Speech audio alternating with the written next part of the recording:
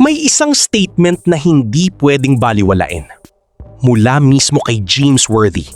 At direkta ang sinabi niya, may X factor ang Lakers. At hindi ito si LeBron. Hindi rin si Luka. Si Rui Hachimura.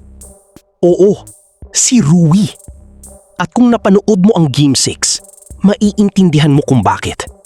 Hindi ito hype. Hindi ito exaggeration. Ito ay realidad. Simula natin sa numbers. 21 points, 8 out of 15 shooting, 6 rebounds, at pinaka-importante, 5 out of 7 sa 3-point line. Halos walang mintis. Ito ang klase ng efficiency na bihira. At hindi lang basta scoring ito. Impact scoring ito. Yung tipong kapag kailangan ng Lakers ng momentum, si Rui ang sumasagot. At tama si James Worthy. Tinawag siyang mid-range king. At hindi ito biro.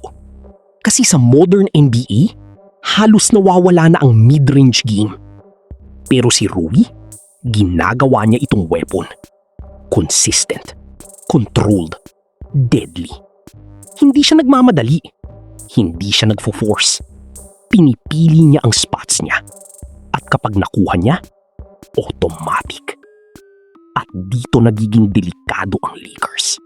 Kasi isipin mo, may LeBron ka, may primary playmaker, tapos may Rui ka na, kayang mag-finish, kayang mag-shoot, at kayang mag-space ng floor. Hindi mo siya pwedeng iwanan, at hindi mo rin siya pwedeng bantayan ng basta-basta. Mismatch siya sa maraming defenders. At eto pa ang mas importante, confidence.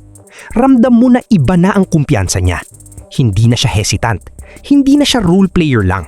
He plays like he belongs.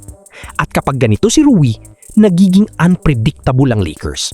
Hindi na sila one-dimensional. Hindi na sila nakaasa lang kay LeBron. May third scoring option na sila.